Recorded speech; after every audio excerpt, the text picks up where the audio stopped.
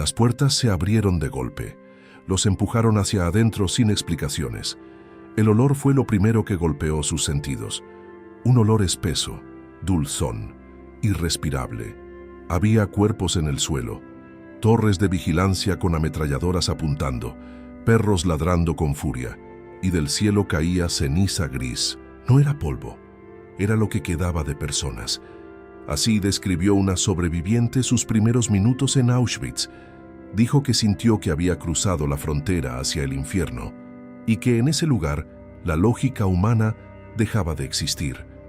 Lo más perturbador fue que el horror no era improvisado, estaba reglamentado. Antes de continuar, estás en Crimen Oculto. Aquí analizamos lo que se ocultó, quién lo ocultó y por qué. Suscríbete ahora. Deja tu opinión en los comentarios y si quieres apoyar este proyecto y acceder a contenido exclusivo, conviértete en miembro del canal Crimen Oculto, porque algunas historias no deben olvidarse, aunque incomoden. Auschwitz funcionó entre 1940 y 1945.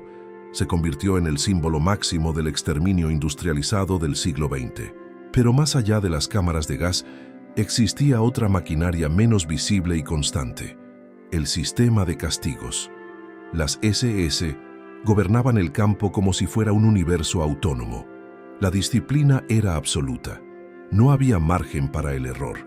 Las faltas podían ser absurdas: intentar conseguir más comida, trabajar con agotamiento visible, orinar sin permiso, fumar, mirar de forma incorrecta a un guardia.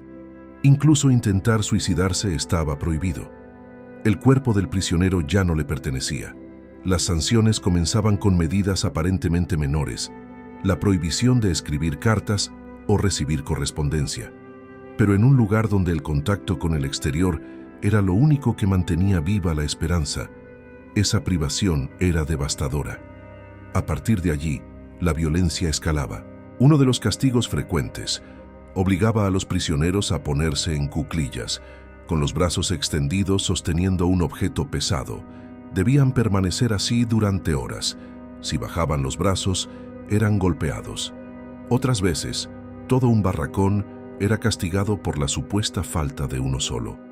Permanecían de pie durante jornadas completas bajo temperaturas extremas, sin comida, sin agua, hasta que los cuerpos comenzaban a caer. Quienes no resistían eran considerados inservibles, y en Auschwitz lo inservible se eliminaba. El azotamiento era público, ritualizado. El prisionero era inmovilizado, inclinado sobre una mesa, y los golpes comenzaban. La piel se desgarraba. La sangre caía al suelo. Los demás internos debían observar. El condenado debía contar en voz alta cada latigazo. Si se equivocaba, la cuenta volvía a cero. No era solo castigo físico, era pedagogía del terror. Pero el corazón del horror disciplinario se encontraba en el pabellón 11. Allí estaban las celdas de castigo, espacios donde la luz apenas entraba, donde el silencio no significaba paz, sino aislamiento extremo. Existían jaulas sin ventanas, habitáculos donde los prisioneros eran encerrados para morir de hambre. A veces recibían un poco de agua, no por compasión, sino para prolongar la agonía. La privación sensorial destruía la mente antes que el cuerpo. Desde 1942 se implementaron celdas aún más pequeñas, espacios de 1 metro cuadrado donde podían introducir hasta 4 personas. No podían acostarse, apenas respirar. La ventilación era mínima. Pasaban la noche de pie. El agotamiento era deliberado. Lo más perturbador fue que la arbitrariedad era parte del sistema. Muchos prisioneros nunca sabían exactamente por qué eran castigados. El estado de ánimo de un guardia podía determinar la supervivencia de alguien. La violencia cotidiana incluía palizas sin motivo, humillaciones públicas, golpes con culatas de fusil. En algunos casos, las agresiones llegaban a extremos sádicos. Testimonios hablan de prisioneros cuya cabeza era forzada hacia hornos encendidos como forma de tortura. Existían también espectáculos macabros, combates organizados donde prisioneros eran obligados a pelear hasta morir frente a guardias que apostaban o reían. Uno de los castigos más temidos era el poste. El prisionero era colgado con las manos atadas detrás de la espalda, suspendido durante horas. El peso del cuerpo desgarraba los hombros, los tendones se rompían. Cuando bajaban al condenado, ya no podía trabajar, y quien no trabajaba, no vivía. Auschwitz no era solo un campo de exterminio, era un laboratorio de deshumanización progresiva.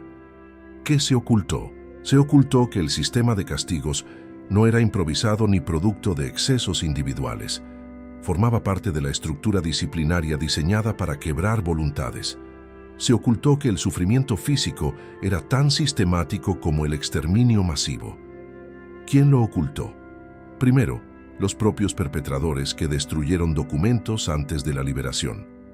Luego, la simplificación histórica que redujo Auschwitz únicamente a cámaras de gas, dejando en segundo plano la maquinaria cotidiana de tormento. ¿Y por qué?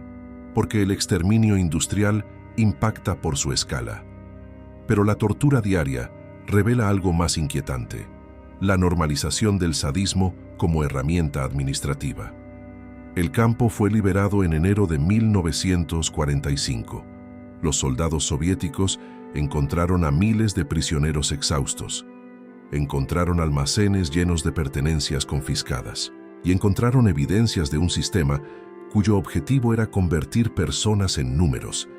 Pero incluso tras la liberación, muchas víctimas guardaron silencio durante décadas. La memoria duele. Recordar implica revivir. Lo más perturbador fue que algunos supervivientes confesaron sentir culpa por haber sobrevivido a castigos que otros no resistieron. La disciplina del terror no terminaba en el cuerpo, se instalaba en la mente. Auschwitz se convirtió en símbolo global del horror del siglo XX, pero reducirlo únicamente a un sitio de exterminio masivo oculta otra dimensión: la ingeniería del sufrimiento gradual. La obediencia era forzada mediante dolor constante. El castigo no solo eliminaba infractores, modelaba comportamientos, convertía el miedo en rutina. La pregunta inevitable es incómoda: ¿cómo pudo institucionalizarse el castigo extremo como herramienta de gobierno interno sin que miles de participantes cuestionaran su función? La respuesta no es simple, pero revela una lección peligrosa. Cuando una ideología despoja a un grupo de su condición humana, cualquier violencia puede justificarse.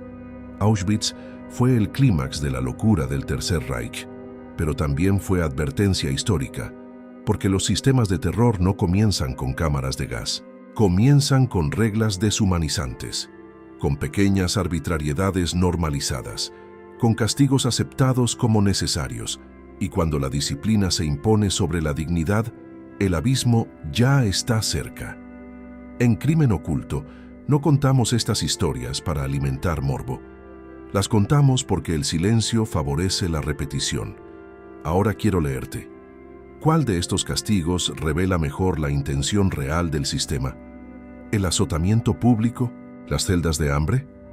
¿El poste que inutilizaba cuerpos? Déjalo en los comentarios. Suscríbete a Crimen Oculto, activa las notificaciones y acompáñanos en cada investigación.